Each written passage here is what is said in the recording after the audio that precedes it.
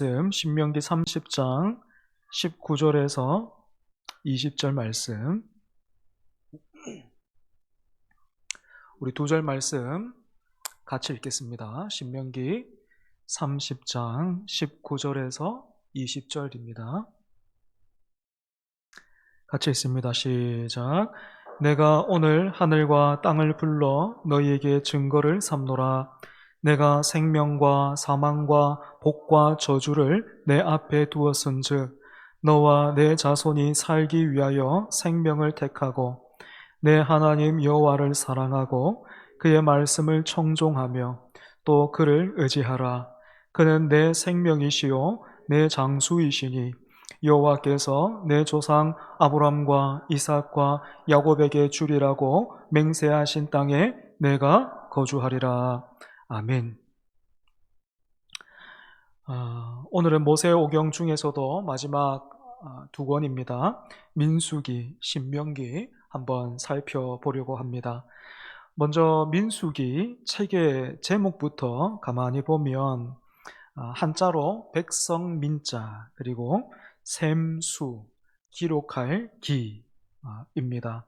백성의 숫자를 셈해서 기록했다라는 뜻인데 주전 3세기경에 히브리어로 되어 있던 성경을 헬라어로 번역한 그 70인역이 있죠, 그죠? 70인역에서 백성의 수를 의미하는 아리드모이라는 제목을 붙였는데 그 제목을 그대로 옮겨온 것입니다. 이 이름대로 민수기에 1장 그리고 또 26장에 두 번의 인구조사가 있는데 이 조사가 의미가 참 깊습니다. 먼저 왜 하나님은 광야에 있던 백성들의 숫자를 세게 하셨을까요? 약속하신 가나안 땅으로 들어가기 전에 점호를 하셨다라고 생각하면 됩니다. 말하자면 하나님께서 이스라엘 백성들을 하나님의 군대로 삼으셨던 것입니다. 여러분, 그래서 그 하나님의 군대로 부름받은 이스라엘 백성들이 광야에서 어떤 훈련 했습니까? 보통 군대라고 하면 체력 단련은 기본에 그리고 무기를 만들고 또 전술을 연습하면서 전투를 대비하는 게 일반이죠. 하지만 민수기를 보면 이스라엘 백성들은 광야에서 무기를 만들거나 다른 전술을 연습을 한다거나 아니면 체력을 기른다거나 그런 모습이 전혀 없습니다. 그나마 군대하고 비슷한 내용이 민수기 2장에 보면 그 진을 치고 행진하는 법이 나옵니다. 군대에 제일 먼저 입대하면 총부터 안 주더라고요. 총부터 주는 게 아니고 제일 먼저 하는 게 줄 똑바로 서가지고 앞으로가 뒤로가 우양우 좌양자 이것부터 한단 말입니다. 그와 비슷하게 2장을 보면 진을 치고 행진을 하는 법이 나옵니다. 간략하게 정리해 보면 한가운데는요 이스라엘이 진을 딱 치는데 그 진의 한가운데는 성막, 하나님의 임재가 약속되어 있는 장소죠. 성막과 그 성막을 섬기는 레위인들이 위치해 있었고 이 성막을 중심으로 해서 동서남북 각각 세 지파가 배치되어 있었습니다. 그리고 모든 지파의 장막 입구는 전부 다 그 중앙에 있는 성막을 향해 있도록 되어 있었습니다. 왜 이렇게 했겠습니까? 하나님 나라 백성은요 철저히 하나님의 임재와 주권을 그들의 삶의 한복판에 모시고 살아가야 한다라는 것을 시각적으로 또 공간적으로 가르치셨던 것입니다. 그리고 광야에서 이스라엘 백성들은 아침이 되면 꼭 해야 되는 일이 있었어요.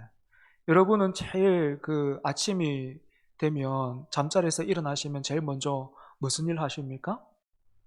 대부분은 화장실에 들렀다가 이렇게 냉수 한 잔을 마신다든지 그렇게 하실 것 같습니다. 이스라엘 백성들은요 아침이 되면 제일 먼저 진의 중앙에 위치한, 그러니까 모든 자기가 지내고 있는 그 장막의 입구도 그 중앙에 있는 진을, 그 성막을 향해 있었기 때문에 일단은 나오면은 그 방향이 되는 거죠. 그죠? 그 진 중앙에 위치해 있는 성막 위에 구름이 떠오르는가 아니면 머물러 있는가, 그거부터 확인해야 됐습니다. 그래서 구름이 성막 위로 이렇게 두둥실 떠오르는 날이면 뭐 그날은 다른 거 못 하는 거예요. 뭐 다른 그 친구들하고 내일 우리 어디서 만나 뭐 그렇게 말했어도 아침에 딱 나왔는데 그 구름이 중앙에, 그 성막에 머물러 있던 구름이 위로 떠올랐다. 그러면 다른 거 다 취소. 일단 짐 챙기는 거예요. 짐 챙겨가지고 있던 자리에서 떠날 준비를 해야 했습니다. 그리고 행진을 하다가 멈출 때에도 자기가 볼 때, 이 정도면 참 좋다. 뭐 이 정도는 뭐 되겠다. 그게 아니고 구름이 머무는 곳에 진을 치고 머물러야 했습니다. 뭐 하루도 좋고 한 달도 좋고 1년도 좋고요. 그렇게 살았습니다. 참고로 여러분, 성경에 보면 이 구름이 종종 언급되고 등장하는데, 뭐 단적인 예로 신약 성경으로 넘어가면 우리 주님 다시 오실 때 구름 타고 오신다, 그렇게 말하잖아요. 그죠? 그래서 제가 어릴 때는 그 주님 구름 타고 오신다 그러니까 우리 동양권 문화에서는 구름은 누가 타는 겁니까? 손오공이 타는 거잖아요. 그러니까 주님이 손오공 비슷하게 오시나 보다, 뭐 그렇게 생각했는데 여러분, 그런 게 아니고 성경 문화권에서 구름은요, 하나님의 임재를 상징합니다. 그리고 또 하나님의 영광을 의미해요. 그래서 하나님의 임재가 강력할 때는 그 성막 안에서도 그 하나님의 구름이 막 짙게 임하면서 그곳에서 제사장들이 몸을 움직일 수 없을 정도로 그렇게 하나님이 임하시는 것을 볼 수 있습니다. 아무튼 여러분, 성경에서 구름 이렇게 하면 손오공 타는 구름 아니고 하나님의 그 영광, 임재를 상징한다, 그렇게 먼저 이해하시면 좋겠습니다. 그러니까 광야에서 이스라엘 백성들은 철저하게 하나님의 임재를 상징하는 성막 중심으로, 그리고 하나님의 인도하심을 따라서 살아가야 했던 겁니다. 그런데 여러분, 이게요, 이제 가나안 땅에 들어가야 할 이스라엘 백성들에게 있어서 최고의 전술이었습니다. 예전에 중국 무술 영화 보면 그 제자가 이제 스승을 찾아가서, 사부님을 찾아가서 무술을 가르쳐 달라 청합니다. 그러면 스승이 어떻게 합니까? 사부가 어떻게 합니까? 무술을 처음부터 막 주먹을 쓰고 또 발차기를 하게 하고 그렇게 하지 않죠. 뭐 영화라서 그렇게는 하겠지만 대부분 뭐부터 시킵니까? 뭐 마당 쓸어라, 그죠? 항아리에 물 떠온나, 빨래해라, 뭐 그런 거 계속 시킵니다. 그러면 처음에는 그 제자가 일단 사부에게 잘 보여야 되니까 시키는 일들을 하다가 계속 그것만 시키니까 이제 나중에 가서는 불평을 합니다. 가르쳐 달라는 무술은 왜 안 가르쳐 주고 이 허드렛 일만 시키냐 하면서 막 불평을 터뜨리잖아요. 그러면 사부가 내 그럴 줄 알았다라는 듯이 이제 어떻게 합니까? 빗자루 줘봐라, 이렇게 하면서 막 사실은 이런 의미가 있노라, 뭐 이렇게 가르쳐 주잖아요. 마찬가지로 여러분, 이스라엘 백성들이 이렇게 성막을 중심으로 진을 치고 자기 장막의 입구도 그 성막을 향하게 하고 아침이면 매일 성막에 그 머무른 구름부터 확인하는 이 일도 이스라엘 백성들이 약속하신 가나안 땅에 들어가고 그 땅을 차지하는 일에 있어서 최고의 전술이었단 말입니다. 여러분, 이런 내용을 토대로 해서 우리 믿음의 선배들은 정말로 귀한 그 교리, 하나님 중심, 성경 중심, 교회 중심, 외치고 그렇게 살았죠. 하나님 중심, 성경 중심, 교회 중심. 그래서 제가 어릴 때까지만 해도 이런 분들 교회에 참 많이 있었어요.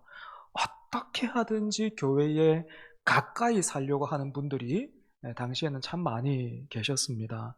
재정적인 여건으로는요, 그분들이 훨씬 더 좋은 곳에 살 수 있었어도 교회에서 멀어지는 불편함을 그 주거의 열악함보다도 더 크게 생각해서 어떻게든지 막 교회 옆으로 이사를 오려고 하더라고요. 당시 제가 뭐 교회 출석하고 있었던 교회 옆에 보면 허름한 빌라 같은 그런 빌라 있었는데 뭐 그 주변으로 거기로 성도들이 이사를 하더라고요. 이런 이야기를 지금 청년들이나 신혼부부들에게 해주고 또 듣게 되면 너무 과한 거 아닌가? 뭐 굳이 그렇게까지 할 필요가 있을까? 뭐 그렇게 생각할 겁니다. 왜냐하면 저도 당시에 그렇게 교회 주변으로 이사하려고 애를 쓰는 그 어른들을 보면서 또 이런 분들도 계셨어요. 가족이 4명입니다. 4명. 식구가 4명이 전부인데 그 집이 이제 차가 오래돼 가지고 차를 이제 새로 바꿀 때가 됐습니다. 그러면 보통 어떤 차 삽니까? 4명이 탈 만한 차를 사죠. 그죠? 그 삶의 형편에 맞춰 가지고 4명이 탈 만한 승용차를 살 겁니다. 그런데 그분이 이렇게 하더라고요. 차 바꿨다 이렇게 하셔가지고 우야 어디 한번 보여주세요 하면서 갔는데 여러분 옛날에 그레이스 아십니까? 그레이스 15인승 그레이스를 가지고 온 거예요. 왜 그레이스를 왜 사셨어요? 그러니까 지금도 그 답이 기억이 납니다. 교회 차가 부족하다는 거예요. 당시에 그 교회 승합차가 그 한 대인가 그렇게 있었는데 그 승합차가 교인들이 이용하기에는 너무 부족해가지고 때마침 자기가 차를 바꿀 때가 됐고 그래가지고 자기가 그레이스 샀단 말입니다.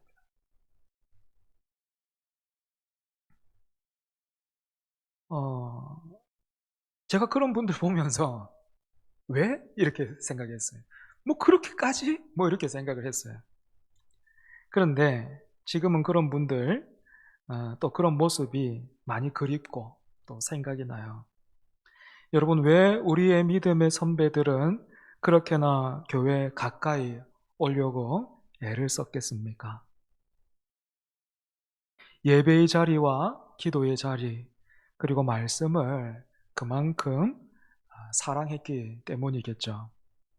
광야에서 이스라엘 백성들이 하나님의 군대로서 다른 훈련을 한 게 아니고 성막을 중심으로 진을 치고 성막을 중심으로 행진을 했듯이 하나님 중심, 성경 중심, 교회 중심이 여러분 어느 날 이 세상, 이 마지막 때를 살아가는 우리의 전술입니다. 주님 다시 오실 날 지금 가까이 오고 있다라는 것 우리가 보고 듣고 있잖아요. 그죠? 이 시대, 이 마지막 때를 살아가는 우리의 전술이 뭐라고요? 하나님 중심, 성경 중심, 교회 중심입니다. 그런데 참 감사한 것은 올해 여름 지나면서 우리 교회 안에서도 예전에 제가 그렇게 그리워했던 봤던 그 모습들을 어느 정도 엿볼 수 있었던 것 같습니다. 다시 한번 당시의 그 일들, 제가 경험하고 봤던 일들 나누면 제가 중고등학생 때 수련회가 되면 당시에는 수련회 한 2박 3일로 그렇게 갔는데 교육부서에 대단히 큰 행사였죠. 대단히 큰 행사였는데 교사들이 있지 않습니까? 그 교사로 봉사하시는 그 분들이 다들 직장인이셨는데 그 직장인들 대부분이 휴가를 그 중고등부 수련회 맞추셨습니다. 자기 휴가를 중고등부 수련회에 맞췄습니다. 직장인에게 1년에 한 번밖에 없는 그 휴가 얼마나 귀한 거예요. 그죠? 그런데 그 휴가를 다른 데가 아니고요. 주일학교 수련회에 맞추더라고요.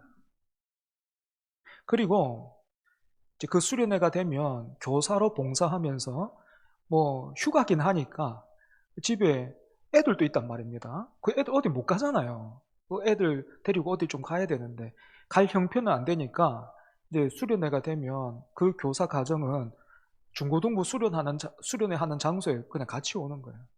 교회에서 하면 교회에 오고, 기도원에서 하면 기도원에 가고, 예, 그래가지고 그냥 그 해 여름 휴가는 그냥 거기입니다. 그냥 거기가 되는 겁니다. 이걸 한두 번 하는 게 아니고요. 제가 중고등부 시절을 보내는 동안 선생님들이 내내 그렇게 하셨습니다.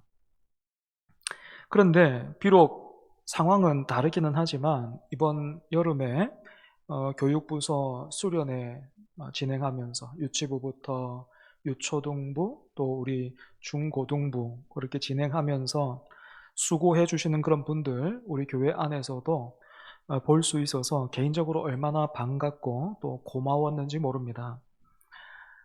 참 더웠는데 여러분 많이 수고하셨고 또 감사합니다.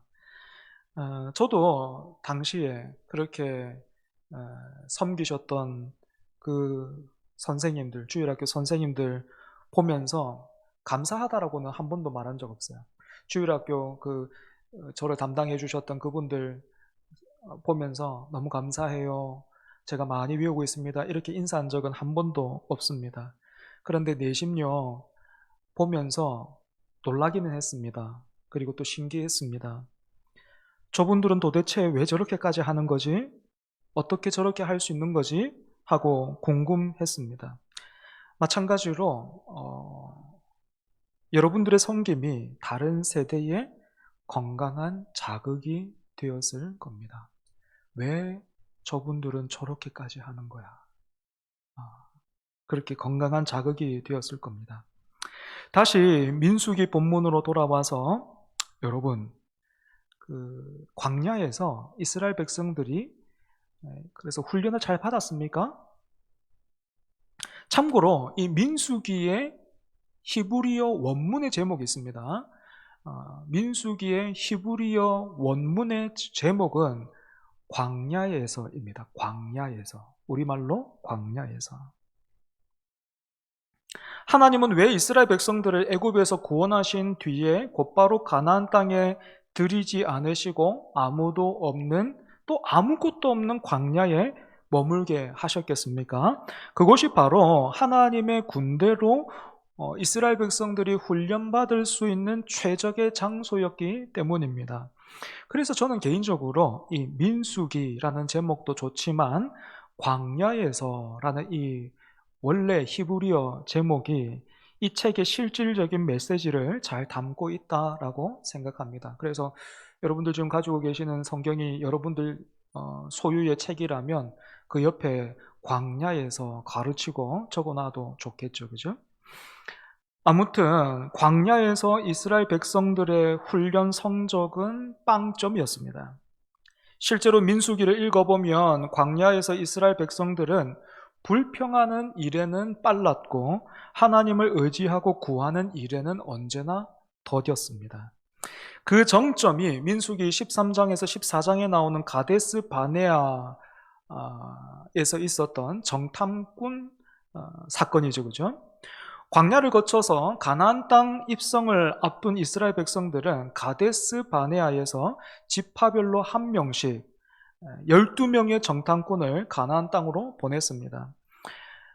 그렇게 이제 정탐을 하고 돌아온 사람들이 여호수아와 갈렙을 제외한 그 10명이 어떤 보고를 합니까? 가나안 땅에 그 거대한 아낙 자손들과 견고한 성읍들에 압도당해서 부정적인 보고를 쏟아냈습니다. 그리고 여기에 동조한 이스라엘 온 회중이 밤새도록 통곡을 하면서 이렇게 말하죠. 우리가 차라리 애굽에서 죽었더라면, 아니 광야에서 죽었더라면 좋았을 뻔했다라고 원망을 했습니다. 그러고는 이 원망이 전부가 아니었고 모세와 아론을 죽이고 애굽으로 돌아가자라고까지 하죠.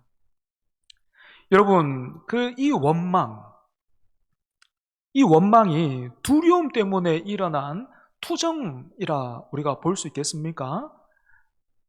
그렇지가 않습니다. 애굽으로 돌아가겠다라고 한 것은 자신들을 구원하신 진정한 왕이신 하나님의 주권에 맞서서 하나님 나라의 영토인 가나안 땅을 스스로 포기하겠다라고 선언한 이 치명적인 반역 행위이기 때문입니다. 그래서 이 불순종으로 인해서 광야 1세대 중에서 여호수아와 갈렙을 제외한 모든 사람은 결국 약속의 땅에 들어가지 못하고 40년 동안 광야를 방황하다가 광야에서 죽고 말죠. 그런데 여기에서 우리가 오해하지 말아야 될 것이 있습니다. 광야 1세대가 이처럼 가나안 땅에 들어가지 못했다고 해서, 이 광야에서 죽었다고 해서 그들의 구원이 취소되었는가라는 겁니다. 여러분 어떻게 생각하십니까? 이 광야 1세대들이 다 광야에서 다 죽어버렸어요. 그러면 이 사람들의 구원은 취소된 겁니까? 여러분 그렇지 않아요. 하나님께서 율법을 언제 주셨는지 다시 한번 잘 생각해 보십시오. 애굽에서 있을 때 율법을 주셨습니까? 아니면 애굽에서 구원받은 후입니까? 애굽에서 구원받은 후죠. 때문에 광야 1세대도 출애굽, 즉 구원받은 사람임은 틀림이 없습니다. 그렇다면 이 불순종으로 인해서 광야 1세대가 잃어버린 것 무엇입니까? 여러분 이렇게 한번 생각해 보십시오. 제가 거부예요. 엄청난 부자예요. 그래서 우리 아이들에게 유산을 물려주려고 합니다. 그런데 이 세 놈 중에 한 녀석이 유난히 말을 안 듣고 엉뚱해요. 그래서 결국에는 쟤는 안 되겠다.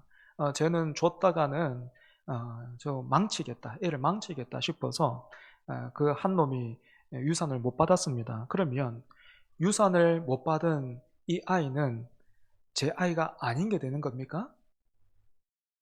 그렇지가 않잖아요. 그죠? 마찬가지로 광야 1세대가 잃어버린 것은 약속의 땅에 들어가서 하나님 나라 백성으로 누리면서 살아갈 수 있는 특권이었습니다. 마찬가지로 여러분, 우리가 예수 그리스도를 구주로 영접해서 예수님으로 인해 구원받은 백성이 되었는데 늘 막 원망만 하고 늘 불평만 하면 어떻게 되겠습니까? 약속된 그 예수 그리스도 안에서 약속된 그 하늘에 부유하고 그 풍성한 것들을 모르는 거예요. 불평하고 원망하고 그래서 하나님 앞에 많이 혼나다가 하나님 앞에 서게 되는 것입니다. 하지만 여러분 광야 1세대가 실패했어요. 이렇게 실패했습니다. 그런데 하나님이 포기하지 않습니다. 이 일을 포기하지 않아요. 그래서 민수기 26장에 보면 두 번째 인구조사가 나옵니다. 민수기 1장에 인구조사가 나오지 않습니까? 그때는 광야 1세대를 조사한 거예요. 그리고 26장에서는 광야 2세대를 계수한 겁니다. 세워본 거예요. 그 결과가 어떤지 아십니까? 1차, 그러니까 광야 1세대들을 계수해 보니까 60만 3,550명입니다. 60만 3,550명. 2차는요, 60만 1,730명입니다. 60만 1,730명. 어떻습니까? 대략 한 1,800명 정도 차이가 나기는 하는데, 거의 비슷하죠. 그죠? 이 결과가 무엇을 의미합니까? 상식적으로 생각하면 하나님의 군대로서 불순종하고 실패한 사람들은 그냥 다 없어지거나 그 숫자가 확 줄어야 될 것 같은데, 지금 새로운 세대가 일어나서 그 빈자리를 다 채우고 있는 것입니다. 한 세대가 불순종해서 통째로 쓰러져도 하나님은 다음 세대를 다시 세우셔서 하나님의 나라를 이루어 가고자 하신다라는 것입니다. 인간의 실패가 하나님 나라의 진군을 멈추게 하지 못한다라는 것을 하나님은 이렇게 보여주고 계신 거죠. 결과적으로 민수기의 원래 제목인 광야에서는 광야에서 우리의 연약함과 하나님의 신실하심을 동시에 말해주고 있는 것입니다. 이제 신명기로 한번 넘어가 보겠습니다. 신명기를 한자로 보면 거듭신의 명령명, 기록할 기입니다. 이제 곧 가나안 땅에 들어가게 될 광야 2세대를 두고 모세가 3번에 걸쳐서 고별 설교를 한 내용이 신명기에 묶여 있는데요. 모세가 광야 2세대에게 하나님의 율법을 다시 한번 강조하고 유언처럼 당부하고 있는 그런 책입니다. 여러분, 이렇게 보면 신명기 할 때 제일 앞에 나오는 신자가 제가 무슨 신이라고 했습니까? 거듭신이라고 했죠. 신신당부할 때 그 신자입니다. 그러니까 모세의 신신당부 뭐 이렇게 생각하면 됩니다. 신명기가 모세의 신신당부, 누구를 향해서? 광야 2세대들, 이제 가나안 1세대가 될 그들에게 모세가 신신당부한 내용이 바로 이 신명기다, 이렇게 보면 되겠습니다. 여러분, 그래서 신명기의 대표 구절이 있다면 신명기 6장 4절에서 5절인데 모세가 이스라엘 백성들을 향해 들으라 이스라엘 하면서 외쳤습니다.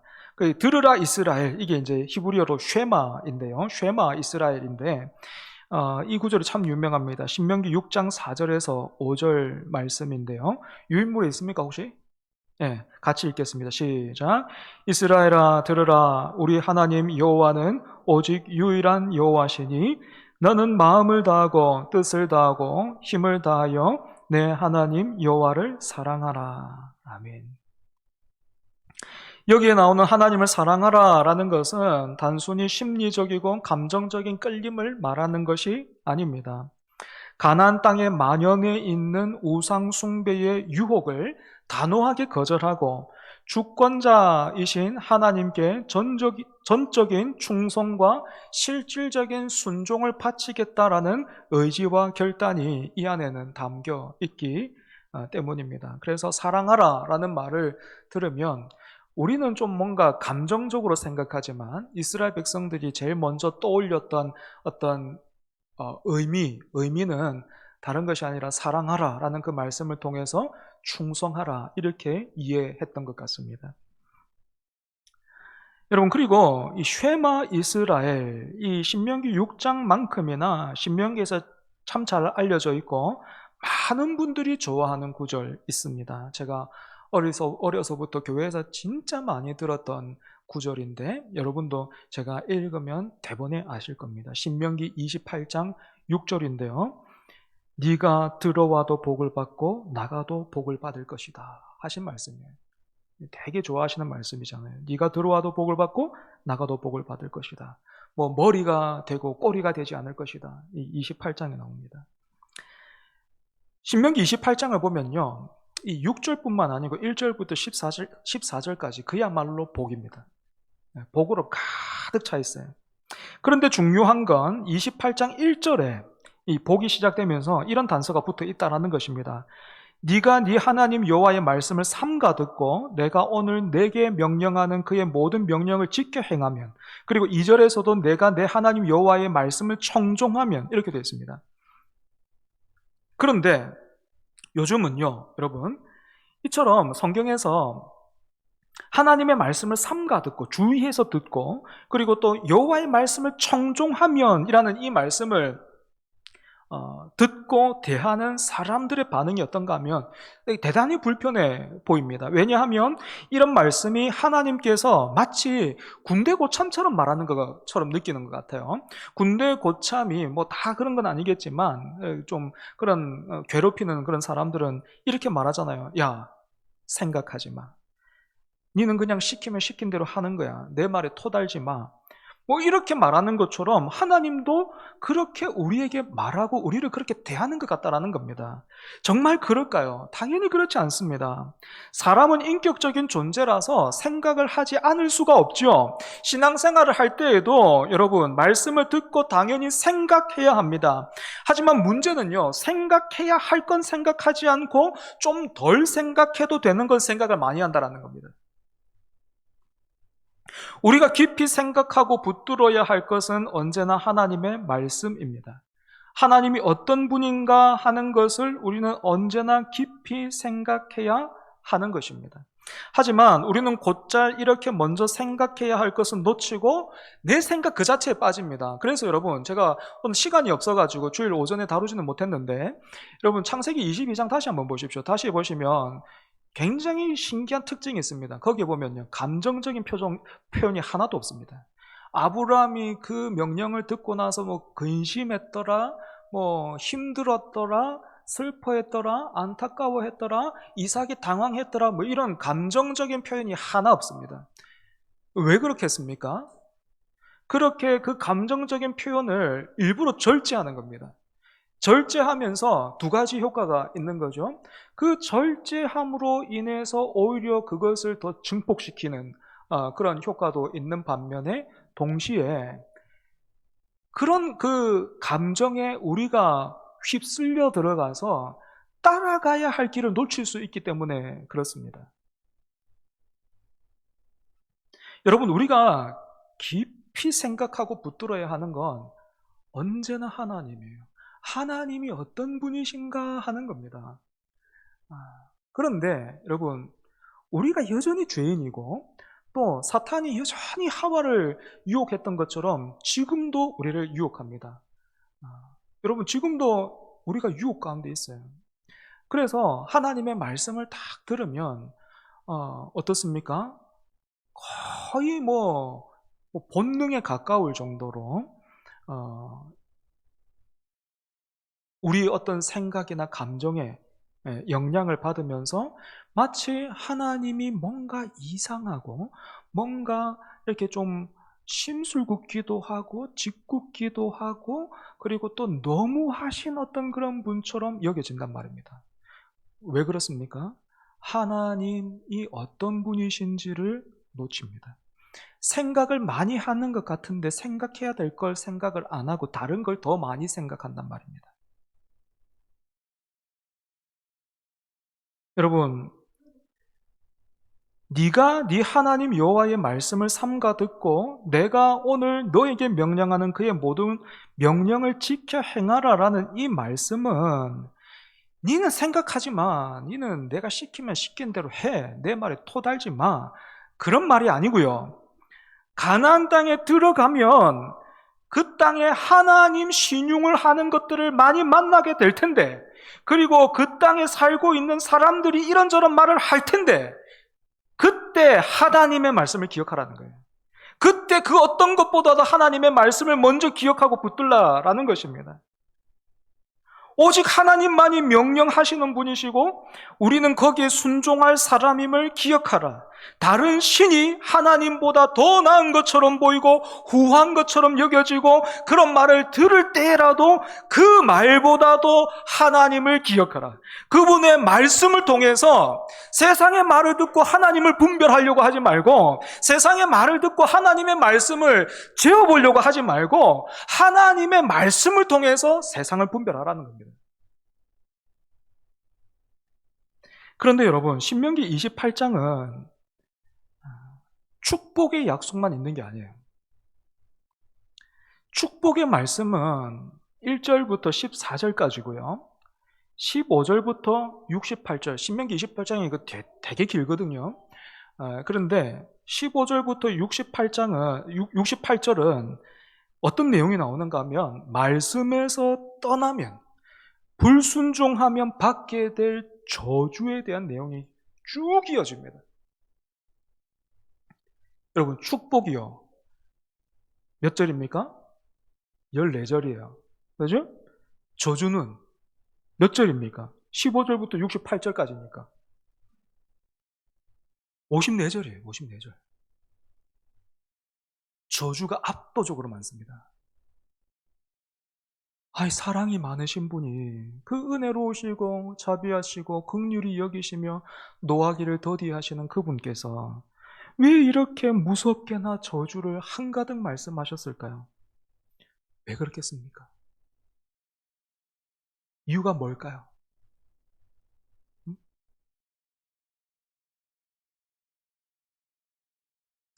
한번 생각해 보십시오.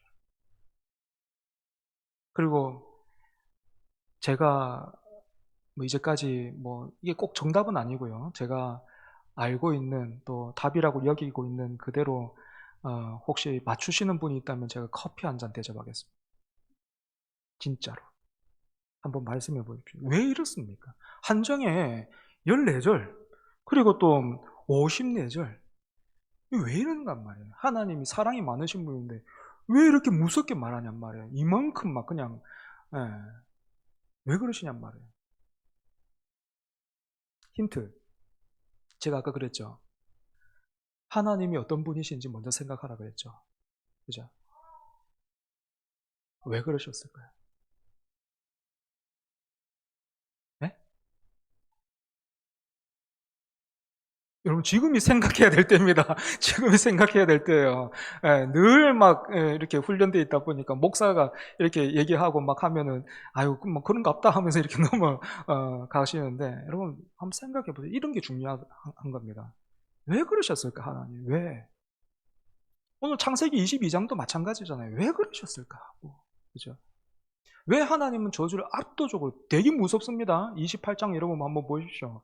엄청 무서워요. 말 안 들으면 그냥 하나님이 들었다 놨다 하는 정도가 아니고 그냥 막 그냥 진짜 너무 무서워요. 왜 그렇게 하시냔 말이에요. 왜 그런 말씀들을 하시는가 말이에요. 네? 언약의 성취. 예. 예, 너무 간략해가지고 제가 좀 이야기가 좀 어려운 것 같아요. 저는 이렇게 생각해요. 이런 뜻이 아닐까 생각합니다. 어, 그냥 이게 여러분 세상의 어떤 논리와 이성, 그 관계 속에서 보면 그냥 하나님이 그렇게 말하는 것 같죠. 말씀하시는 것 같죠. 고마 딴디 해라. 막, 국물도 없는 줄 알아라. 막 이렇게 말씀하시는 것 같잖아요.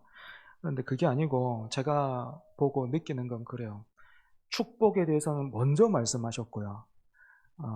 그리고 저주에 대해서는 이만큼 말씀하신 건 절대로 이렇게 살면 안 된다는 거예요. 절대로 이렇게 살지 말라는 거예요. 내가 원하는 건 여기라는 거예요. 막 우리가 애들 키울 때 어떻습니까? 애들이 조심해야 될 거 있잖아요. 그죠? 조심해야 될, 뭐, 예를 들면 뜨거운 거, 그런 거 조심해야 되는데, 뜨거운 거 조심해야 돼, 이렇게 가르치는 부모가 없습니다. 그죠? 왜냐하면, 데리고 말해줘도 걔는 못 알아들어요. 네, 그게 못 알아듣습니다. 그래서 어떻게 합니까? 부모가 그 아이를 데리고 와가지고, 이렇게 약간 미지근한 거 딱, 이렇게 앞에 딱 대놓고, 그죠? 예, 이렇게 자꾸 손 가면 어떻게 합니까? 먼저 부모가 딱 대고, 뜨거! 그러면 애 손 딱 잡고, 대봐, 대봐, 대봐, 대봐! 이래가지고 한 번 딱 대면은, 그죠? 애가 깜짝 놀라죠? 또 할 거야! 뭐 이렇게 되는 거잖아요. 무슨 소리예요? 만지란 소리가 아니잖아요. 절대 하면 안 돼. 절대 하면 안 돼. 그 말씀인 거예요. 절대로 이렇게 살면 안 된다는 거예요. 절대로 이렇게 살면 안 되고, 내가 앞에서 말한 대로 살아야 돼. 그 말씀 하시는 거예요. 복된 길로 가서 내가 주고자 하는 복을 누리며 살라. 뭐 이런 의미에서 언약의 성취라고도 할 수도 있겠습니다. 여러분, 이런 하나님의 마음이 이게 뭐 저만의 해석이 아닌 것 같고, 신명기 30장 19절에서 20절, 오늘 우리가 같이 읽었죠, 그죠? 이렇게 표현되어 있는 것 같아요. 다시 한번 읽어볼까요?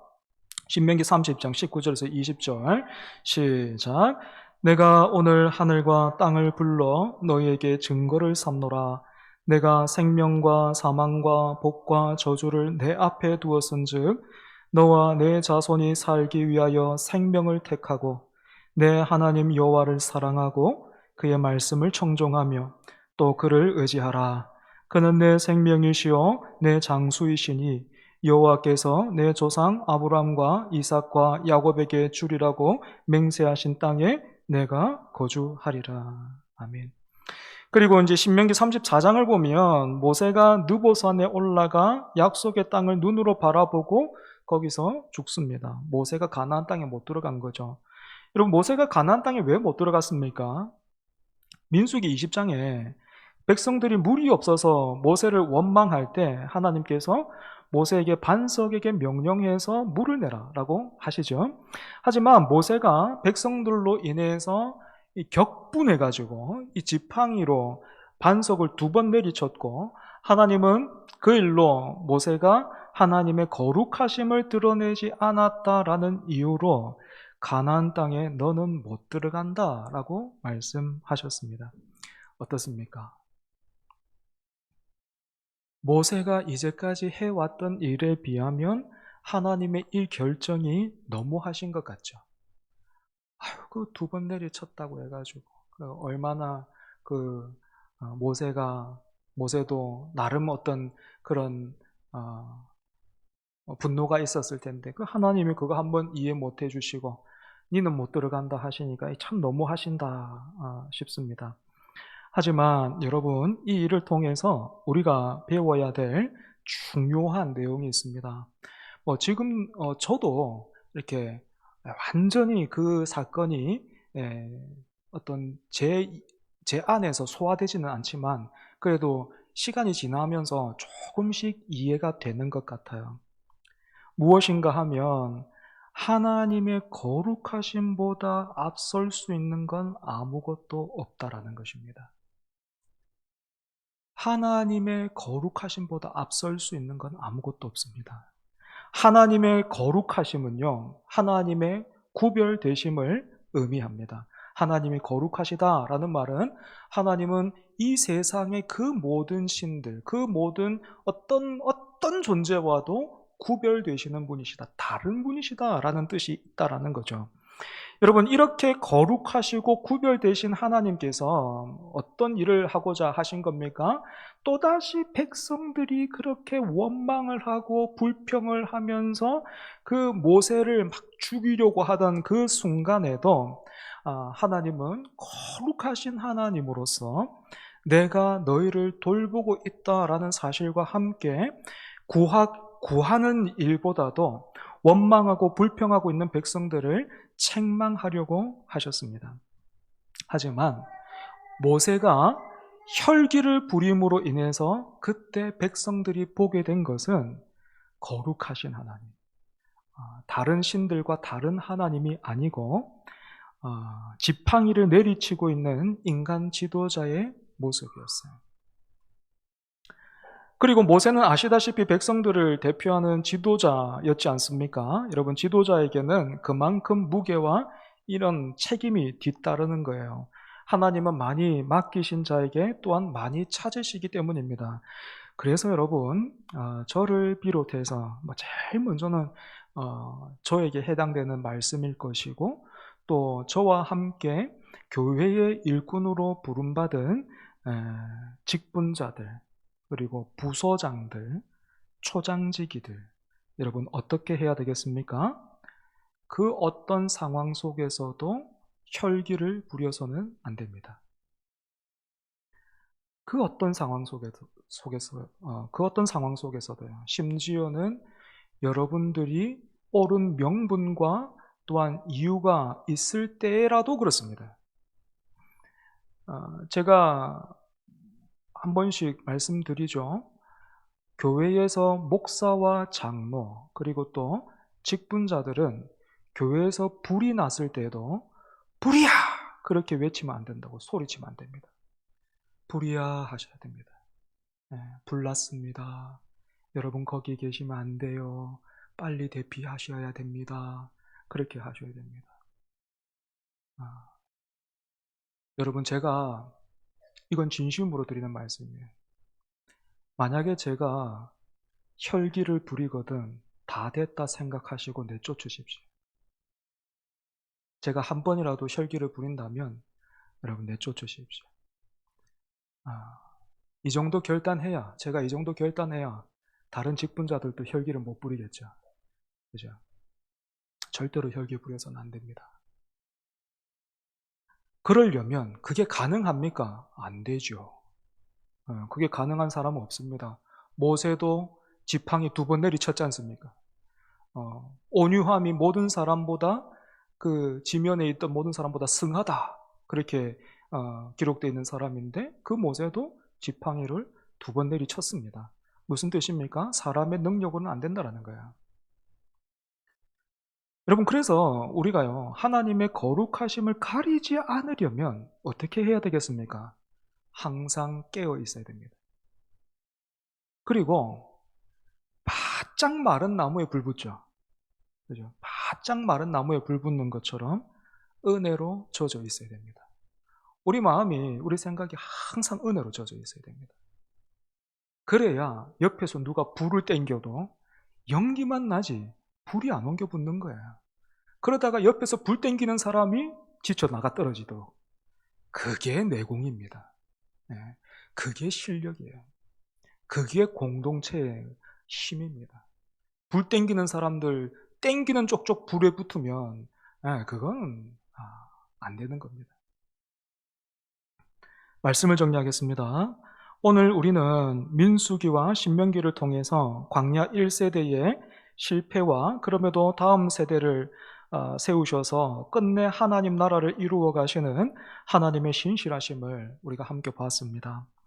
광야의 이스라엘이 성막을 삶의 한복판에 모시고 그 인도하심을 따라 진을 치고 행진했던 것처럼 오늘 우리도 하나님을 우리 삶의 중심에 모시고 그 말씀을 기억하며 사랑하는 것, 이것이 이 마지막 때를 살아가는 우리의 전술입니다. 날마다 하나님을 사랑하고 그 말씀을 청종하면서 생명의 길을 택하며 살아가는 저와 여러분 되기를 간절히 축복합니다. 찬송하겠습니다. 찬송가 350장입니다. 350장, 우리들이 싸울 것은 350장입니다. 우리들이 싸울 것은 혈기 아니요, 우리들이 싸울 것은 육체 아니요, 마귀 권세 맞서 싸워 깨쳐버리고 죽을 영혼 살릴 것일세. 한 마음으로 힘써 나가세, 한 마음으로 힘써 싸우세. 악한 마귀 군사들과 힘써 싸워서 승전고를 울리기까지 우리들이 입은 갑옷 쇠가 아니요, 우리들이 가진 검은 강철 아니요, 하나님께 받아가진 평화의 복음 거룩하신 말씀이로다. 한 마음으로 힘써 나가세, 한 마음으로 힘써 싸우세. 악한 마귀 군사들과 힘써 싸워서 승전고를 울리기까지. 악한 마귀 제 아무리 강할지라도 우리들의 대장 예수 앞서가시니 주저 말고 용감하게 힘써 싸우세. 최후 승리 얻을 때까지 한 마음으로 힘써 나가세, 한 마음으로 힘써 싸우세. 악한 마귀 군사들과 힘써 싸워서 승전고를 울리기까지. 죄악 중에 빠진 사람 죄를 뉘우쳐 십자가에 달린 예수 믿기만 하면 위태한 데 빠진 영혼 구원 얻어서 천국 백성 될 것임일세.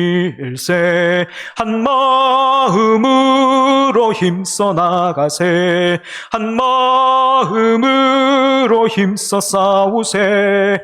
악한 마귀 군사들과 힘써 싸워서 승전고를 울리기까지. 아멘. 우리 말씀 기억하면서 함께 잠시 기도하면 좋겠습니다. 광야에서 민수기 말씀 우리 다시 한번 기억하면서 또 모세의 신신당부도 다시 한번 우리가 기억하면서 기도하면 좋겠습니다. 여러분, 마지막 때에 광야에서 훈련받던 이스라엘 백성들처럼 오늘 우리도 그렇게 함께 주님의 몸된 교회로 부름받았습니다. 이 마지막 때에 살아갈 최고의 전술, 유일한 전술은 무엇입니까? 하나님 중심, 말씀 중심, 교회 중심. 그죠? 우리가 이건 놓치지 않고, 그런데 참 이 말 많이 외쳤는데 사람들이 저마다 이 말도 자기 좋은 대로 하다가 또 싸우고 또 원망하고, 그렇게 하나님의 거룩하심을 가리는 일들이 참 많이 있었죠.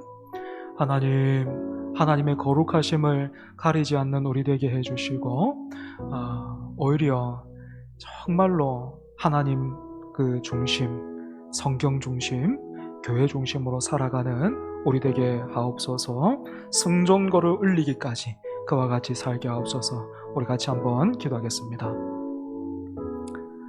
하나님 아버지, 말씀의 거울 앞에 우리를 세워주셔서 하나님 감사합니다. 아버지, 광야에서 이스라엘 백성들이 어떻게 하나님 살아왔는지 민수기와 신명기를 통해서 우리가 볼 수 있습니다. 하나님의 군대로 부름받은 그 사람들, 아버지, 하나님께서 훈련시키셨습니다. 진중앙에는 언제나 성막이 있었고, 또 그들의 그 성막도, 그들의 장막의 입구도 성막을 향해 있도록 하셨고, 또 아침에 일어나면 제일 먼저 확인하고 해야 할 일들이 그 하나님의 인도하심을 확인하는, 하나님의 뜻을 확인하는 그 일이었는데, 하나님, 그 훈련 받기는 했지만 보기 좋게 실패해버렸습니다. 그래서 그 원망하고 불평을 일삼던 광야 1세대들 모두가 다 그들의 말대로 광야에서 다 죽었고, 하나님이 새로운 세대를 일으키셔서 그 세대로 하여금 약속의 땅에 들어가게 하시면서 모세를 통해 신신당부하셨습니다. 하나님이 복 주기를 원하시는 분이심을 여러 가지 방법으로 다양하게 말씀하셨습니다. 하나님, 참으로 이 마지막 때를 살아가는 우리, 아버지, 다른 전술이 아니라 하나님 중심, 말씀 중심, 교회 중심.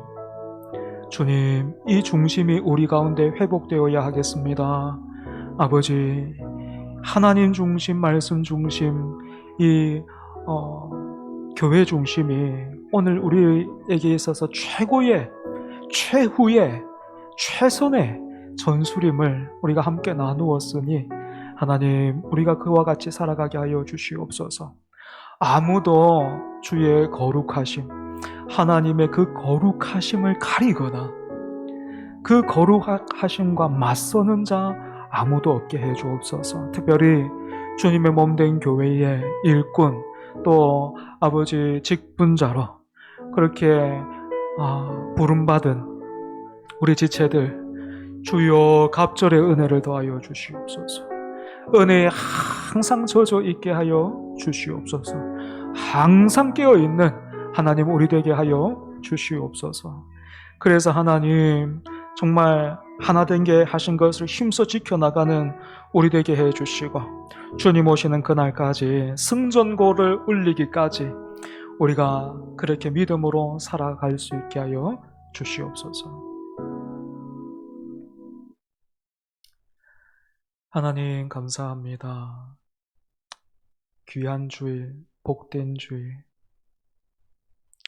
살아계신 하나님을 예배하고 또 그 하나님의 말씀 앞에 서고 하나님의 이름을 부르며 그 앞에 나갈 수 있는 이것보다 크고 복되며 영광스러운 것이 아무것도 없음을 감사하며 고백합니다. 하나님, 우리가 주일을 통해서, 예배를 통해서 이 마지막 때를 살아가는 최고의 전술, 최선의 전술, 최후의 전술을 함께 나누었습니다. 하나님 중심, 말씀 중심, 교회 중심. 하나님, 이 중심이 오늘날 우리에게 회복되게 하여 주시옵소서. 그리고 하나님, 주님의 몸된 교회의 일꾼으로 부르신 그런 직분자들, 하나님 한 사람 한 사람 기억하여 주시고, 절대로 하나님의 그 거룩하심을 가리거나 그 하나님의 거룩하심과 맞서는 자 없게 하여 주시옵소서. 우리로 하여금 혈기 부리지 않도록, 욕심 부리지 않도록, 엉뚱한 일 하지 않도록 늘 깨어 있게 해 주시고, 은혜에 항상 젖어서 살아가는 주의 일꾼들 다 되게 하여 주시옵소서. 하나님, 이제 예배를 마치고 각 가정으로 돌아갑니다. 돌아가는 발걸음 하나님께서 지켜주시고, 남은 주일 은혜 가운데에서 쉼을 누리며 또 하나님께서 더해 주실 그 모든 날들 속에서 하나님 중심, 말씀 중심, 교회 중심으로 살아내는 우리 모두 되게 하여 주옵소서. 예수님 이름으로 기도합니다. 아멘.